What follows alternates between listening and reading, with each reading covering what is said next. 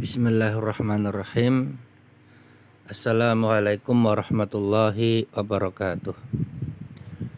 Alhamdulillahi rabbil alamin.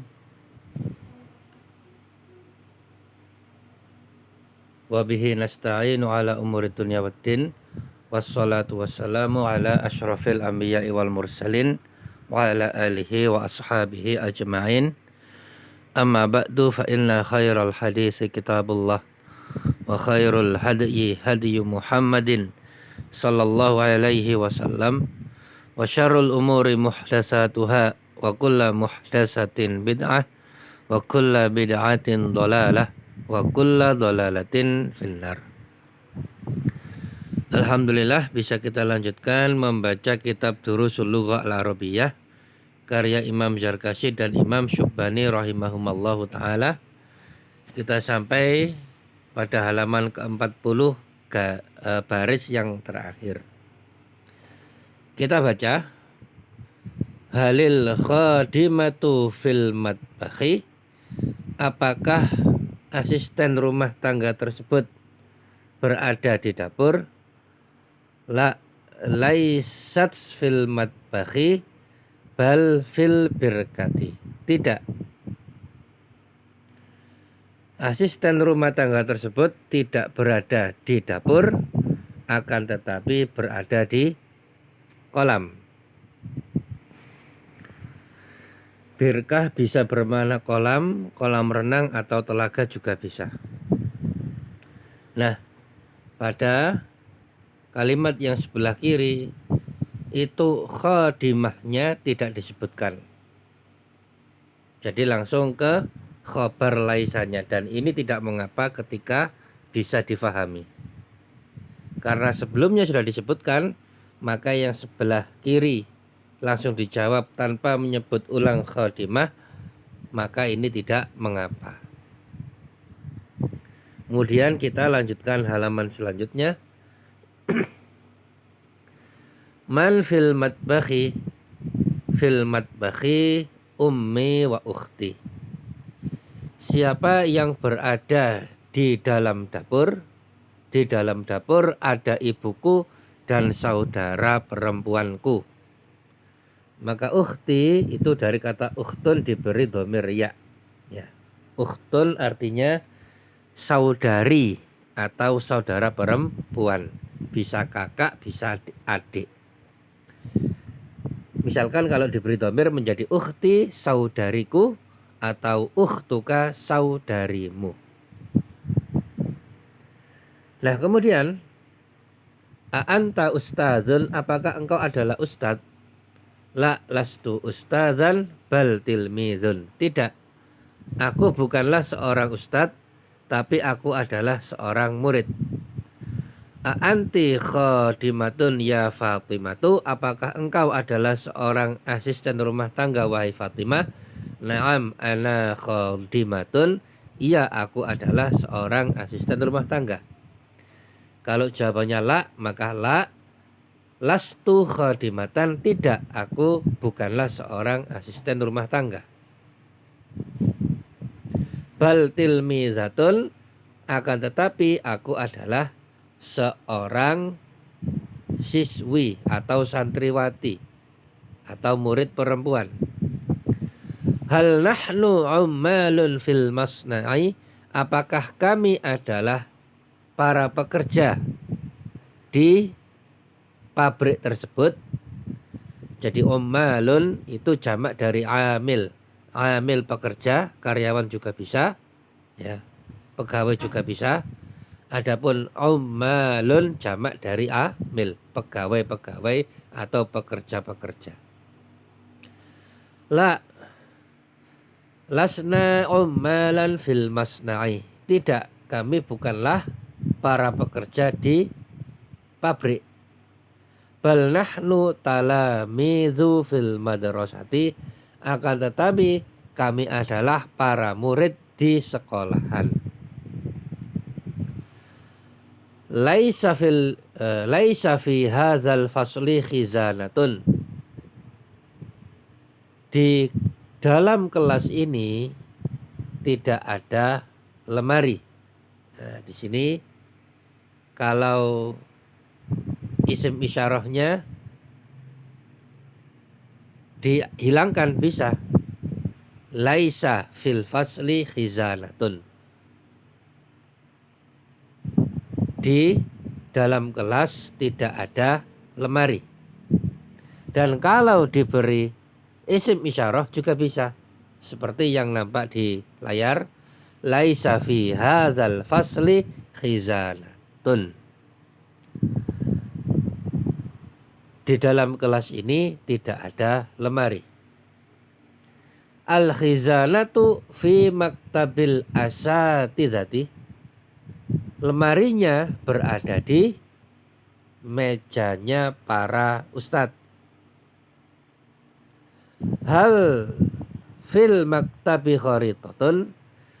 Apakah di mejanya, ya, apakah di meja tersebut ada peta? La, laisa fihi kharitatun. Tidak, di dalamnya tidak ada peta. Tapi kalau jawabannya iya, na'am fihi kharitatun. Iya, di dalamnya ada peta. Nah, sebagaimana kita pelajari sebelumnya, bahwasanya laisa itu masuk ke dalam jumlah ismiyah, yang mana jumlah ismiyah itu terdiri dari mubtada dan khobar. Laisa itu memasuki mubtada dan khobar. Mubtadanya jadi isim laisa dan khobarnya menjadi khobarul laisa. Dan khobarul laisa itu mansub, tandanya adalah fathah. Nah, namun pada contoh yang ada pada layar ini ternyata tidak mansub seperti kata khizanatun. Laisa fi hadzal fasli khizanatun, bukan khizanatan. Kenapa? Karena ini adalah isim laisa yang ditaruh belakang.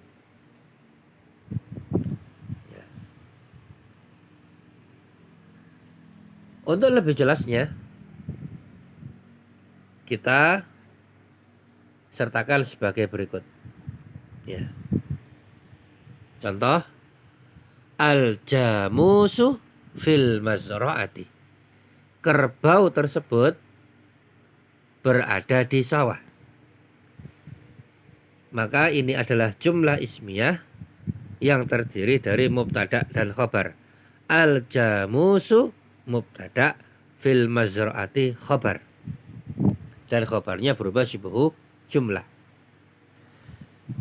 Kalau diberi laisa maka menjadi laisal jamusu fil mazra'ati. Kerbau tersebut tidak berada di sawah.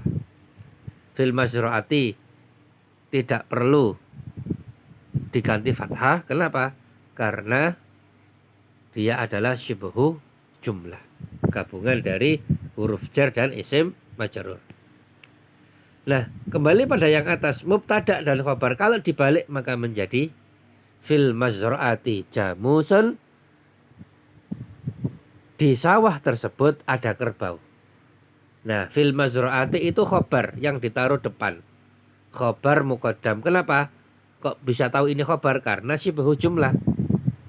Karena syibhu jumlah itu adalah khobar kalau terletak pada jumlah ismiyah.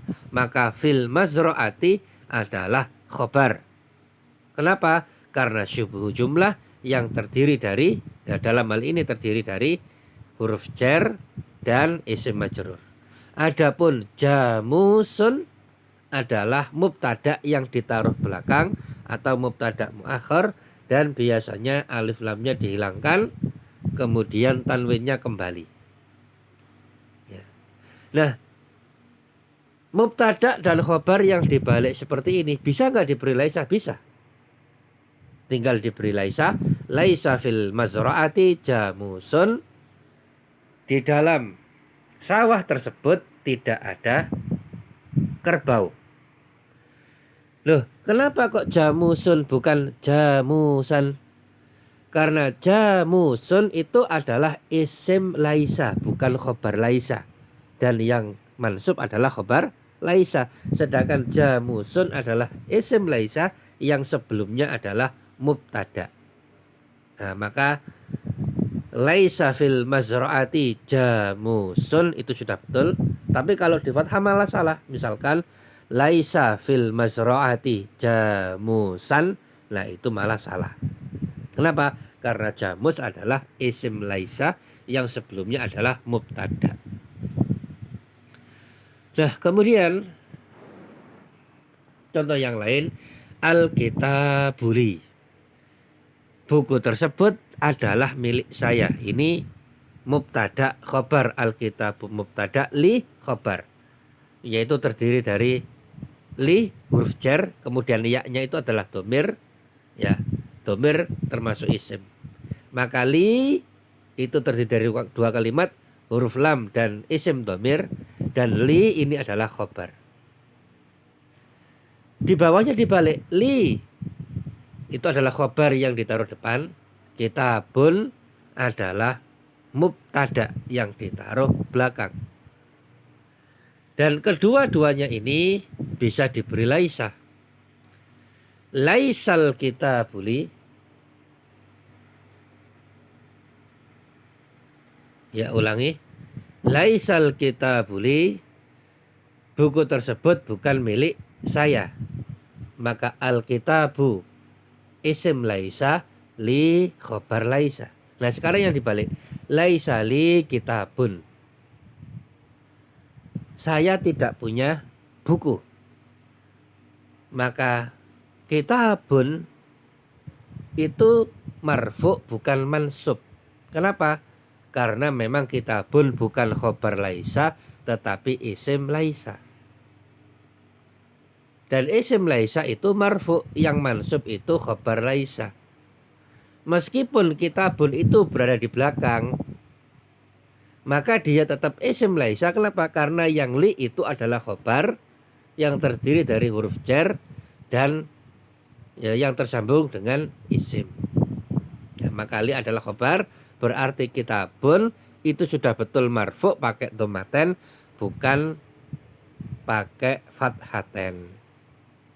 Kalau dikatakan laisa li kitaban, maka itu tidak tepat.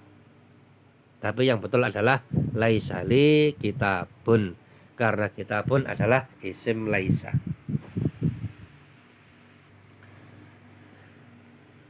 Tapi kalau suatu isim adalah khobar laisa, maka baru mansub, seperti contoh-contoh pada halaqah yang terdahulu.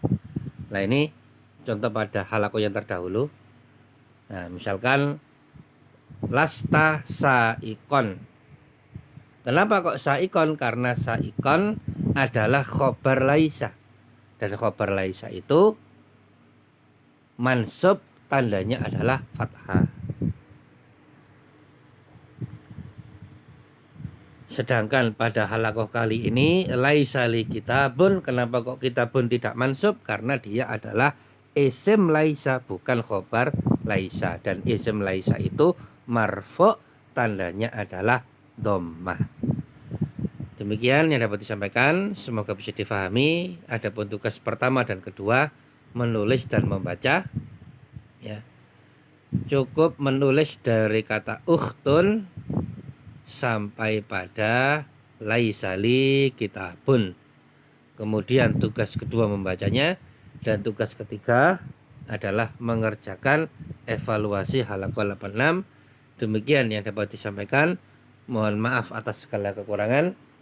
Semoga Allah memberikan kepada kita semuanya ilmu yang bermanfaat. Kita tutup dengan baca doa kafaratul majlis.